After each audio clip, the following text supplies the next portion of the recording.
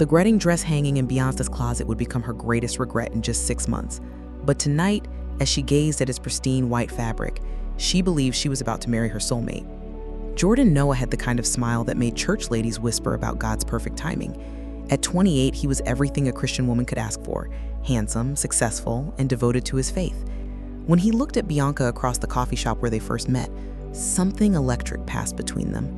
It was the kind of connection that made people believe in destiny. "I want to do this right," Jordan had said on their third date, his dark eyes serious as he reached across the restaurant table. "No physical intimacy until marriage, God's way." Bianca's heart had soared. Finally, a man who shared her values.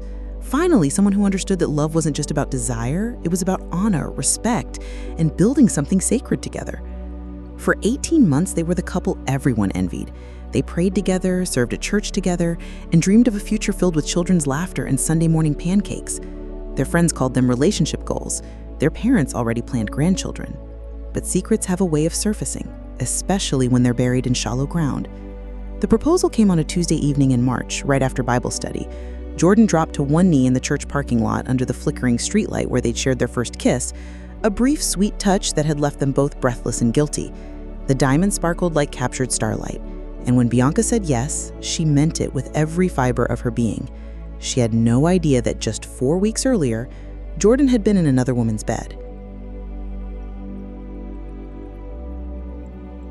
The text message arrived on a Thursday morning, 3 weeks before the wedding invitations were supposed to go out.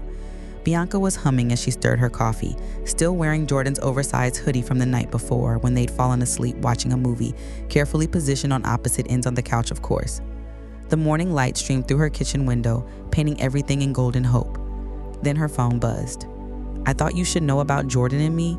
We were together last February, right before he proposed to you. I'm sorry, Sarah."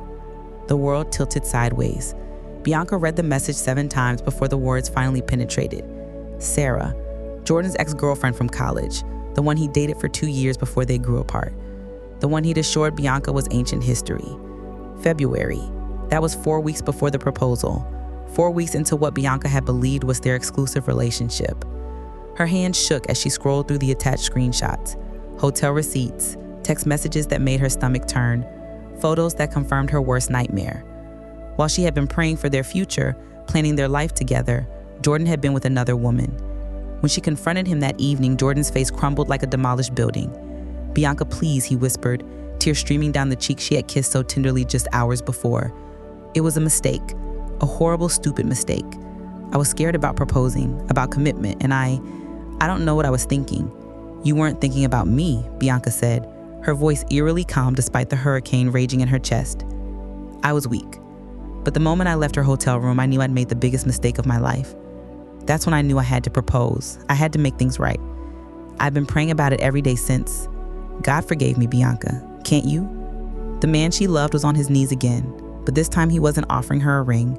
He was offering excuses wrapped in scripture and seasoned with tears that might have been genuine or might have been perfectly performed. "I forgive you," Bianca heard herself say, though the words tasted like ash. "But Jordan, how do I trust you again? How do I believe anything you say?" "I'll spend the rest of my life proving myself to you," he promised, clutching her hands like a drowning man clinging to driftwood. "I'll be transparent. I'll go to counseling. I'll do whatever it takes." Forgiveness, their pastor had always preached, was not optional for Christians. It was a commandment, a reflection of God's grace toward humanity. So Bianca forgave, with her words, with her decision, with her will. But her heart had learned to lock its doors. 6 months later, on a perfect June morning, Bianca stood before a mirror that reflected back a lie. She was breathtaking in her grandmother's vintage lace dress, every detail perfect, from her delicate pearl earrings to the cascade of white roses in her bouquet. Her makeup artist had worked magic, creating a glow that masked the sleepless nights and the smile that no longer reached her eyes. "You look like a princess," her maid of honor whispered, but Bianca felt more like a beautiful actress playing the role of a happy bride. The church was packed with 300 guests who had come to witness what they believed was a love story for the ages. Sunlight streamed through stained glass windows, painting rainbow fractals across the altar where Jordan waited in his perfectly tailored tuxedo. The string quartet played Pachelbel's Canon in D, and everything was exactly as Bianca had dreamed since she was 7 years old. except for the voice in her head that whispered, "You shouldn't be doing this." As she walked down the aisle on her father's arm, Bianca saw Jordan's face light up with what looked like genuine joy and relief. Maybe he really had changed. Maybe his tears and promises had been real. Maybe love could conquer all, just like the movies promised. But when the pastor asked if she took Jordan to be her husband, in sickness and in health, for better or for worse, till death do them part, Bianca hesitated for just a moment too long. She felt the weight of 300 expectant gazes, the pressure of deposits paid and arrangements made, the momentum of a relationship that had become too big to stop. "I do," she said, and the words echoed in the cathedral like a funeral bell.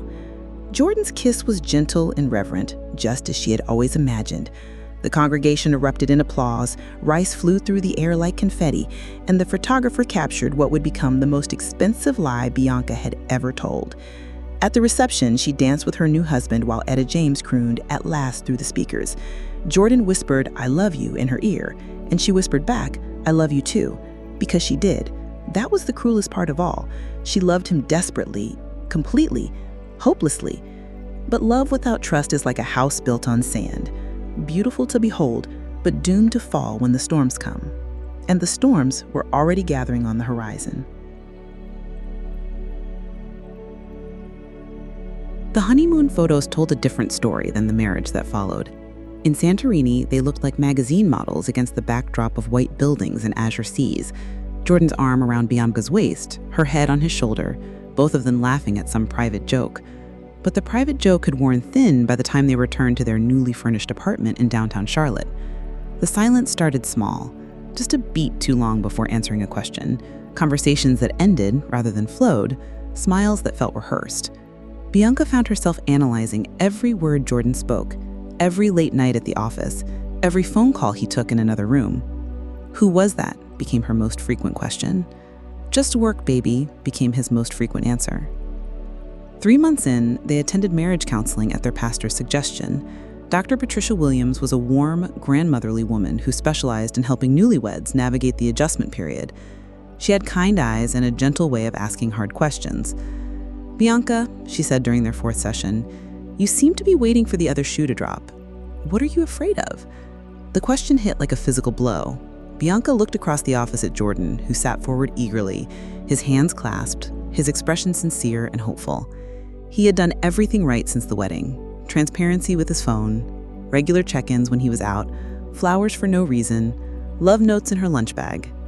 But she was afraid. Terrified, actually. Not of Jordan exactly, but of herself, of her own judgment, her own ability to see clearly. If he could lie so convincingly before, how would she ever know if he was lying again? "I don't know how to trust him," she whispered, the words barely audible. "I want to, but I don't know how." Jordan's face crumpled. "What more can I do? I've been an open book. I've changed everything about how I communicate, how I act. I've gone to counseling on my own. You've done everything right," Bianca agreed, and she meant it. But Jordan, trust isn't something you can earn back with good behavior. Trust is a feeling, and feelings don't follow logic. They follow wounds. Dr. Williams nodded approvingly. "That's very insightful, Bianca. Jordan, she's telling you something important. Trust rebuilds slowly, organically, over time. It can't be rushed or forced." But time was something their marriage didn't seem to have. Every day felt like walking on eggshells. Every night felt like sleeping next to a stranger who happened to share her last name. The worst part was that Jordan really was trying. He brought her coffee in bed every morning. He rubbed her feet after long days at work. He prayed with her every evening and never failed to tell her he loved her. He was, by any objective measure, being the husband she had always wanted. Except she couldn't feel it, couldn't receive it. Every gesture of love felt like it was being offered to her through bulletproof glass, visible but untouchable. And slowly, inevitably, Jordan began to wither under the weight of her emotional absence. The end came not with screaming or dishes thrown in anger, but with a quiet conversation on a Tuesday evening in December. Snow was falling outside their apartment windows, and Bianca had made Jordan's favorite dinner, herb-crusted salmon with roasted vegetables. She'd even lit candles and opened a bottle of wine, trying desperately to create the intimacy that seemed to slip further away each day. They ate in near silence, making small talk about work and the weather. Jordan complimented the meal twice. Bianca smiled and said thank you. They could have been polite strangers sharing a table at a restaurant. After dinner, as they sat on the couch watching a Christmas movie, Jordan reached for her hand. It was such a simple gesture, something he'd done thousands of times before. But this time, Bianca found herself pulling away without thinking. "Bianca," he said softly, and something in his voice made her look at him. His eyes were filled with exhaustion she'd never seen before. "We can't keep doing this." She wanted to pretend she didn't know what he meant, but they were both too tired for games. "I know," she whispered. "I love you," he said, and she could hear the desperation in his voice. "I love you so much it hurts, but I can't live in a marriage where I'm constantly on trial. I can't keep paying for a mistake I made before we were even engaged." "It's not about punishment," Bianca said, tears finally spilling over. "Jordan, I want to trust you. I want to love you the way you deserve to be loved. But every time I try to open my heart completely, I remember that hotel room, and I just freeze. So where does that leave us?" The question hung in the air like smoke from extinguished candles. Bianca looked around their apartment, at the wedding photos on the mantle, at the Christmas tree they decorated together just weeks before, and at the life they'd built that felt like a beautiful prison. "I think," she said carefully, each word feeling like a small death, "I need some space to figure out who I am without you, without us." Jordan nodded slowly, as if he'd been expecting this moment for months. Maybe he had. "How long?" he asked. "I don't know. Maybe permanently." The word permanently fell between them like a stone into still water, sending ripples that would never fade. They held each other that night, one last time, memorizing the feeling of arms that had promised to hold them forever. In the morning, Jordan packed a suitcase and moved in with his brother. They agreed to tell people they were taking a trial separation to work on things. But Bianca knew the truth, even if she couldn't say it yet. Some things, once broken, can't be glued back together. They can be forgiven, grieved, and eventually healed from, but they can never be the same. Grace covers sin, but it doesn't erase consequences. And sometimes, love isn't enough to overcome the consequences of broken trust. 2 years later, Dr. Bianca Noah sat in her own counseling office, looking across at a young couple who reminded her painfully of herself and Jordan. "He says he's sorry," the young woman was saying, tears streaming down her face. "He says it was just a kiss, that it didn't mean anything. He wants me to forgive him and move forward with our wedding plans." Her fiancé sat beside her, his face earnest and pleading. "I made a mistake, Dr. Noah, a stupid, drunk mistake at my bachelor party. But I love Sarah more than life itself. We've been together for 3 years. Doesn't that count for something?" Bianca looked at them, really looked at them, and saw herself at 26, full of dreams and naive about the nature of trust. She saw Jordan too in this young man's desperate eyes, his genuine remorse mixed with impatience for forgiveness. "Sarah," Bianca said gently, "how are you feeling about moving forward with the wedding? Everyone says I should forgive him. My mom, my pastor, his family. They say forgiveness is what Christians do. But I can't stop picturing him with her. Every time I look at my dress, I feel sick." Bianca nodded slowly. This conversation had become achingly familiar over the past 18 months, since she'd opened her practice specializing in premarital counseling and relationship trauma. "Let me tell you something," Bianca said, her voice carrying the weight of hard-won wisdom. "Forgiveness and trust are two different things.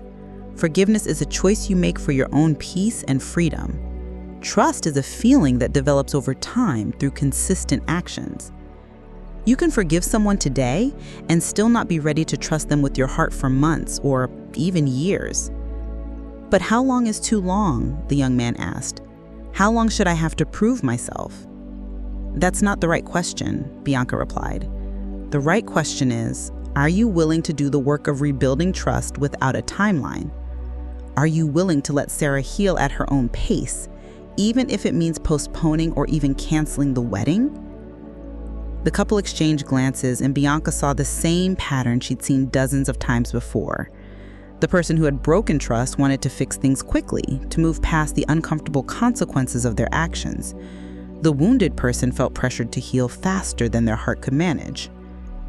After the session, Bianca sat alone in her office, looking out at the Charlotte skyline. The journey to this place, professionally and personally, had been the hardest thing she'd ever done. The divorce from Jordan had been finalized 8 months after their separation. It was amicable as these things go. They'd both cried in the lawyer's office, signing papers that dissolved what they believed would last forever. Jordan had hugged her goodbye, whispered that he would always love her, and walked out of her life with the same quiet dignity he brought to their marriage. She had spent the next year in intensive therapy, grieving not just her marriage, but the person she'd been, the trusting, optimistic woman who believed love could conquer all. Dr. Patricia Williams, their former marriage counselor, had become her personal therapist and later her mentor. "You have a gift for this work," Dr. Williams had said during one of their sessions. "Your pain has given you wisdom that can't be taught in textbooks. You understand betrayal and forgiveness in ways that will help other people navigate these impossible situations." So, Bianca had gone back to school, earning her master's in clinical psychology with a focus on relationship therapy. She'd studied attachment theory, trauma recovery, and the complex dance between grace and boundaries. She'd learned that healing isn't linear, that forgiveness is a process rather than a moment, and that sometimes the most loving thing you can do is refuse to enable someone else's poor choices. Most importantly, she believed that God's love wasn't diminished by her decision to divorce Jordan. Love alone was not enough for her to stay in a marriage that had become toxic to both of them, a marriage that lacks trust. Sometimes grace looked like setting boundaries. Sometimes it looked like walking away. 5 years after her wedding day, Bianca stood in front of 200 women at a Christian women's conference, sharing a story she'd never imagined she'd have the courage to tell. "I want you to know," she said, looking out at the sea of faces before her, "that I don't regret forgiving Jordan. Forgiveness set me free from bitterness and allowed me to heal, but I also don't regret leaving my marriage. Sometimes the most faithful thing you can do is refuse to enable someone else's harmful patterns." In the audience, she spotted women nodding with recognition, faces that carried the weight of their own betrayals, their own impossible choices between grace and wisdom. The church often teaches us that forgiveness means forgetting, that grace means giving endless second chances without boundaries. But that's not biblical love. That's enabling. Real love sometimes says no. Real love sometimes walks away. Real love refuses to participate in dysfunction, even when that dysfunction is wrapped in apologies and promises to change. After her talk, a young woman approached her, tears streaming down her face. "My fiance cheated on me 6 months ago," she whispered. "Everyone keeps telling me that if I really forgive him, I'll marry him anyway. But I can't shake the feeling that I shouldn't." Bianca took her hands gently. "What does your heart tell you when you're alone with God? Not what everyone else says, not what you think you should feel. What do you actually feel? That I'm not ready. That he hasn't really changed, just gotten better at saying what I want to hear. Then listen to that voice. God gave you intuition for a reason. He gave you wisdom for a reason. Don't let anyone, not your family, not your pastor, not even your fiance, pressure you into ignoring what your spirit is telling you." Later that evening, Bianca returned to her apartment, a space that finally felt like home after years of building a life that was authentically hers. She learned to cook for one without sadness, to sleep in the center of the bed, to make decisions without consulting anyone else. It wasn't the life she'd planned, but it was a life built on truth rather than hope, disguised as denial. Her phone buzzed with a text from Jordan. They'd maintained distant but friendly contact since the divorce, checking in on each other during holidays and significant life events. "Saw your talk online. Proud of you. You're helping so many people. P.S. I'm engaged. Her name is Rachel. we're taking it very slow, doing the work first this time. Thank you for teaching me what real love looks like, even when it meant letting me go." Bianca smiled, genuinely happy for him. They both learned hard lessons, but they learned them. Jordan was in therapy, taking years instead of months to prepare for marriage this time. He'd found someone who'd never known him as a liar, someone he could build trust with from the ground up.